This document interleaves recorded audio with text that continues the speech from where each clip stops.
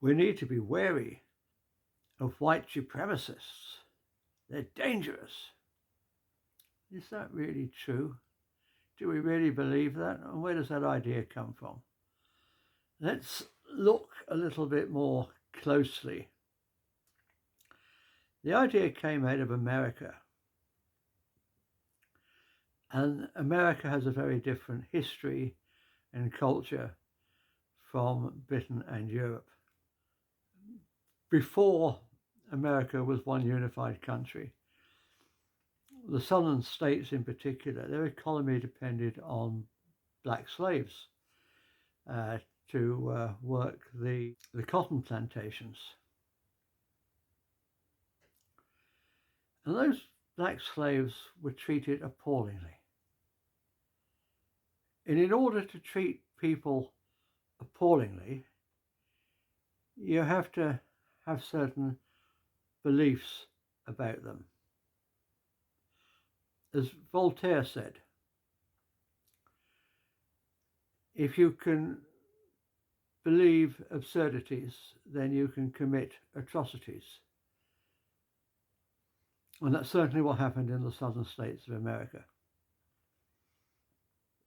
But as time went on, and particularly after the American Civil War, those slaves were freed and had to be integrated into mainstream American society.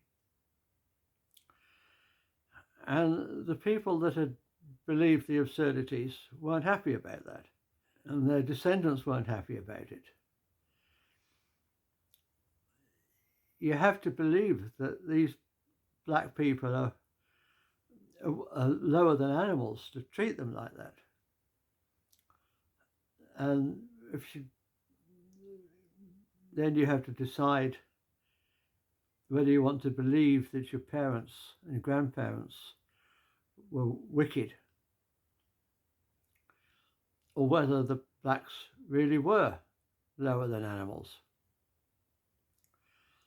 And it was a lot easier to believe that the blacks were worse than animals than to believe that your parents and grandparents had been wicked.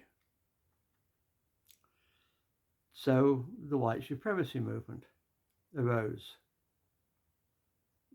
People didn't like the idea that they'd have to sit next to a black person on a bus,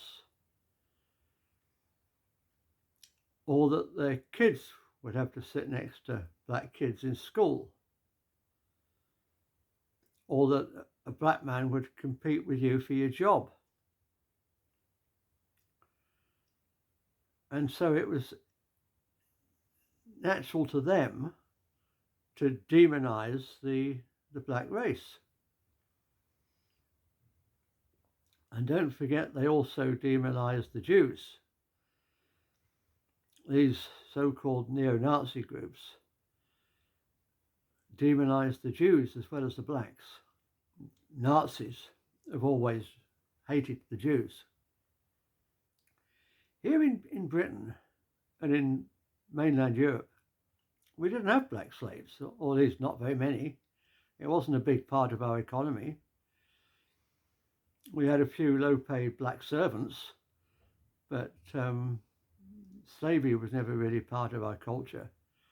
And indeed, we Brits were the ones that policed the high seas and stopped the transatlantic slave trade. We got ourselves into a huge amount of debt doing it, and many of our brave sailors were killed. So we certainly have nothing to be ashamed of about the slave trade. We were the ones that stopped it. So let's look at our history. It really started for us after World War II. Many of our young men, fighting age men, working age men, had been killed. And we needed to import foreign workers.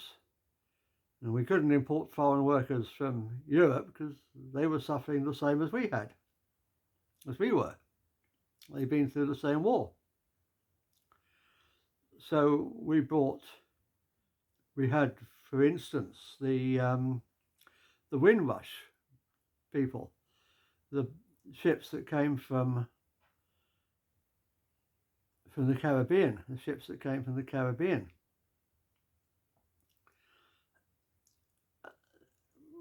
full of black people who originally came from Africa, ancestors that originally come from Africa. And they came here and were respectful and worked hard and integrated well and helped us rebuild our country after the ravages of World War II. And then we had a lot of Asians came from Uganda after the demise of Idi Amin.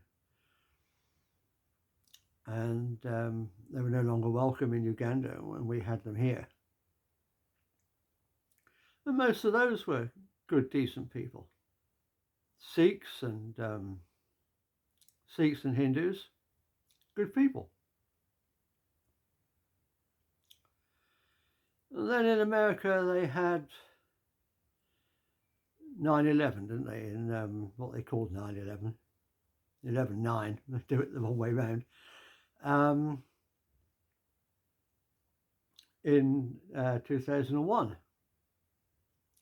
which most people now believe was a false flag event. Most people believe now that the planes were CGI and that the buildings had already been nobbled, the metal girders had been sawn through, and explosives had been implanted within the buildings. They weren't knocked down by planes. That was nonsense. They were clearly controlled demolitions. But George Bush and his poodle, Tony Blair, decided to start a war against what they called the axis of evil, which basically means the Muslim countries. So why? We need to think why. There was clearly an agenda. We couldn't see it at the time. I couldn't see it at the time. But looking back now, I can see there was definitely an agenda, an anti-Western agenda. Because by bombing Iraq and then later Syria and Afghanistan and all the rest of it, Libya, thousands and thousands of refugees who'd lost their homes came to the West. Now, why they didn't seek refuge in other Islamic countries is part of this agenda. And George Bush Jr. knew what he was doing, believe me. He knew what he was doing. And they flooded into the West, diluted our population, didn't behave themselves, didn't integrate the way that the other immigrants had in the past, and a certain amount of resentment arose, as it naturally would. You know, we welcomed the Windrush people, but we didn't welcome this wave of refugees. And they were refugees, the original ones, the first few, who'd lost their homes, that came with, they were Muslims, and they had this idea about the caliphate, starting a caliphate here in the West.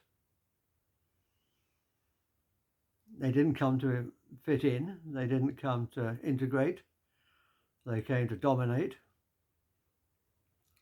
And as their numbers grew, not just through immigration, but because they were breeding much faster than our people, they got emboldened, as they do, I mean, look what happened in Iran. That was never a Muslim country. The Iranian people were Zoroastrians. And now look at the state of the place. The suppression of women in particular. Not allowed out in the street unless they're fully covered from head to toe with a tiny little slit for the eyes. I mean, that's disgusting. Absolutely disgusting to treat women like that. It's not a cultural difference. It's disgusting. They came to the West and demanded their halal meat, which meant that they were allowed to kill animals without any of our welfare standards that we have in this country. Gave them up just like that. To hell with the animals, to hell with the suffering, to hell with how much pain they have to go through. We've got to accommodate the Muslims. Yeah, right, okay. And then some of them started demanding that their dead were buried before our dead, because their religion said that they had to be buried quickly. A religious principle based on the fact that they lived in a hot country and the bodies were starting to smell, which doesn't apply here. But nevertheless, we gave in to them. And this whole business of appeasement is just giving in to the Muslims.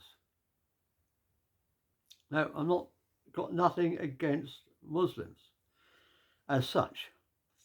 You can come here, integrate, dress like us, behave like us. You wouldn't even know they were Muslims unless you followed them to the mosque. I've got nothing against those people. It's the Muslim supremacists, the Islamists. So we started this talking about white supremacists and how bad they were. So don't we have to apply the same principle to Islamic supremacists, Islamists? Well, according to the left, apparently we don't. Apparently they get a special dispensation. And it's all part of this agenda.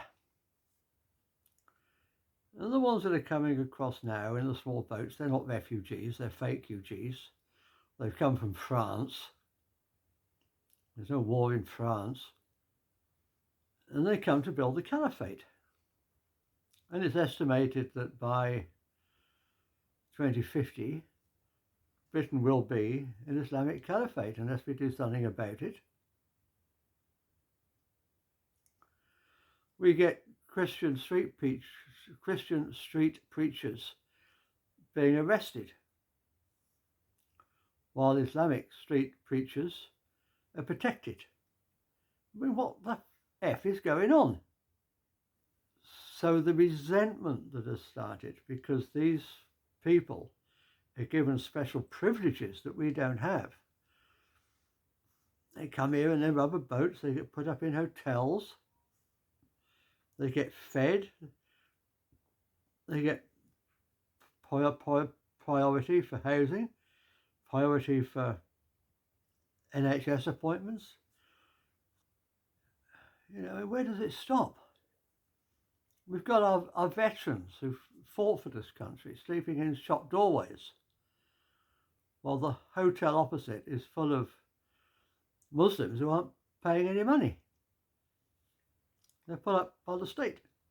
What's that all about? I've said before that it's a typical leftist tactic to give certain groups special privileges and then classify the resentment which inevitably results as hate in order to clamp down on the so-called haters. They aren't haters at all, they just want equality. So the patriots now in Britain and Europe aren't white supremacists. They don't give a damn what colour your skin is. And they don't hate Jews, so they're not Nazis. They just want equality. They want the same things that the blacks in America wanted. They wanted equality. The patriots here in Britain and Europe want the same thing that Martin Luther King Jr. wanted, to treat people quality of their hearts rather than the colour of their skin, something like that. I can't remember exactly. Freedom and justice. I have a dream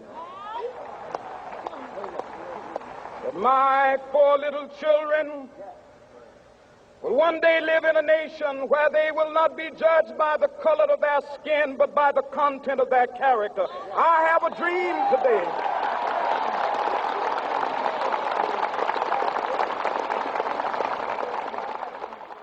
That's all we want. You know, we want to be treated as equals to these Islamists that are flooding the country. We just want equal rights in our own country. That's all we want. So, all right, I've had my little rant. Namaste.